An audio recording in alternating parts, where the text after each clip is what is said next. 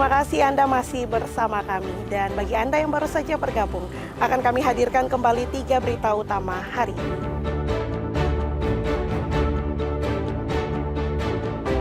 Dua pencari kayu gaharu tewas di Bantai KKB di Kabupaten Yahukimo.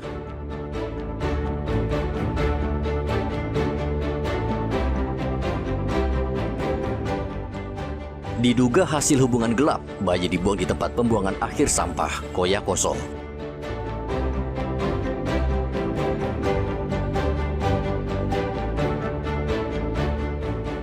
Ribuan warga Merauke ikuti parade Natal berkeliling kota.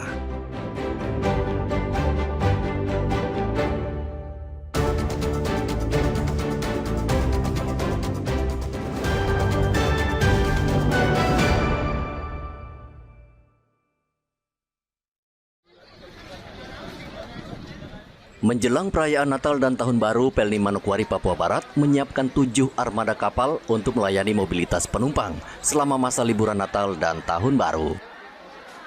Ketujuh armada akan melayani rute pelayaran dari wilayah Papua menuju sejumlah daerah di Indonesia bagian barat. Di antaranya KM Dorolonda, Gunung Dempo, dan Sinabung.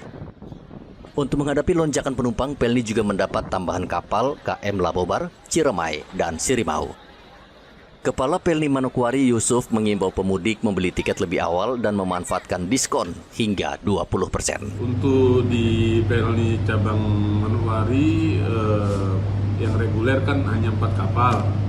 Ini ditambah 3 kapal lagi, yaitu tambahannya Ciremai, Labobar, dan Sirimau. Dan kapal yang biasa masuk di Manokwari, Sinabung, Dorolonda, Dobon Sulu, sama Gunung Dempo. Ada kuota dari pemerintah, ada kuotanya nanti 20% dari tanggal 17 Desember sampai dengan 10 Januari. Manakala kuota yang pagu itu sudah habis, sebelum tanggal 10 juga akan berlaku tarif normal.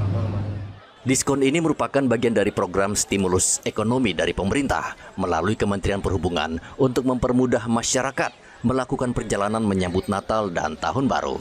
Penjualan tiket dengan potongan diskon berlaku untuk periode keberangkatan tanggal 17 Desember 2025 hingga 10 Januari 2026. Namun, jumlah kuota tiket bersubsidi terbatas. Jika kuota habis, harga tiket akan kembali normal. Edi dan Riantonai melaporkan dari Manokwari, Papua Barat.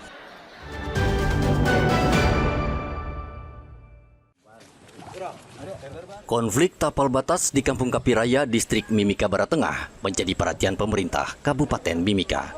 Untuk memastikan kondisi masyarakat, Wakil Bupati bersama Kapolres dan DPR Mimika meninjau langsung lokasi serta mendengarkan aspirasi warga. Wakil Bupati bertemu dengan warga Kampung Kapiraya pasca konflik tapal batas dengan warga Kabupaten Deyai.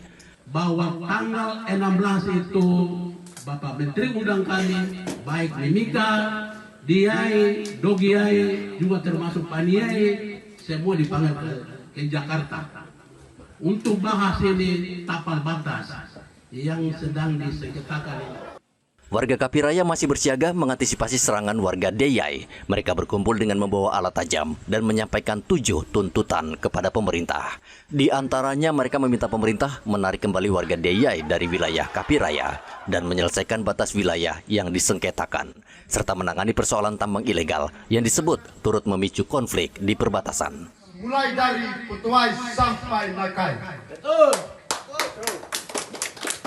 Tanah-tanah Mimika adalah tanah adat kami suku Mimikawe yang diatur oleh tetet nenek moyang dan ditaburi bukan tanah kosong.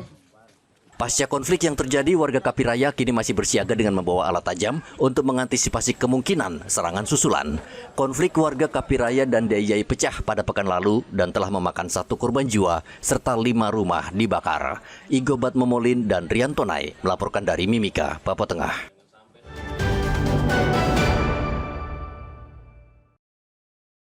Satgas Karten saat ini masih memburu pelaku pembunuhan terhadap dua kakak beradik Sugianto dan Ardianto di Kabupaten Yahukimo, Papua Pegunungan. Kedua jenazah sudah dievakuasi ke Kabupaten Asmat dan dimakamkan keluarga pada hari Senin. Sugianto dan Ardianto merupakan kakak beradik. Mereka tewas mengenaskan dibantai gerombolan kriminal atau KKB pada hari Minggu. Keluarga korban berharap pelaku segera ditangkap dan diadili sesuai hukum yang berlaku. Korban ini berapa orang Pak dari keluarga Bapak ini? Ada dua, Pak. Siapa-siapa itu? Itu Sugianto yang sudah berkeluarga, Ardianto yang masih bujang. Masih bujang. Sugianto ini punya keluarga berapa? Anaknya ada berapa? Ada 7. Ada 7. Yang terakhir kesiang itu ada anaknya kembar 3. Nah, dia sudah berapa lama di tempat kerjaan itu? Kurang lebih 5 tahun. 5 tahun dari ya. 2019. Dari mana Bapak kabar bahwa Sugianto dan Ardi ini mendapat musibah seperti ini? Ini dapat kabar dari dari keluarga juga di sana lewat handphone kemarin. Itu setelah berapa hari meninggalnya itu? Itu 1 hari karena hari Sabtu kejadiannya. Sore baru kita dapat informasi. Kedua korban bekerja sebagai pencari kayu gaharu dan sudah menetap di Kabupaten Yahukimo selama 5 tahun.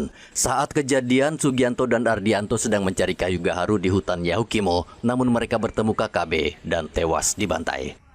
Seluruh korban, baik yang meninggal dunia maupun yang selamat, saat ini telah berada di Agats, Kabupaten Asmat.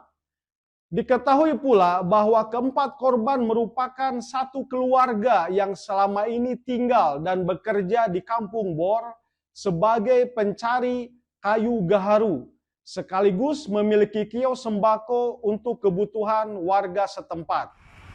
Polisi mengimbau warga waspada dan menjaga diri karena aktivitas KKB saat ini sedang meningkat di Kabupaten Yahukimo. Muhammad Ridwan dan Rianto Nae melaporkan dari Yahukimo, Papua Pegunungan. Informasi tadi menutup perjumpaan kita di Berita Papua hari ini. Jangan lupa pastikan Anda subscribe channel YouTube Liputan 6 SCTV Daerah. Atas nama rekan yang bertugas, saya Cynthia Delima berterima kasih atas kebersamaan Anda. Selamat beraktivitas dan sampai jumpa.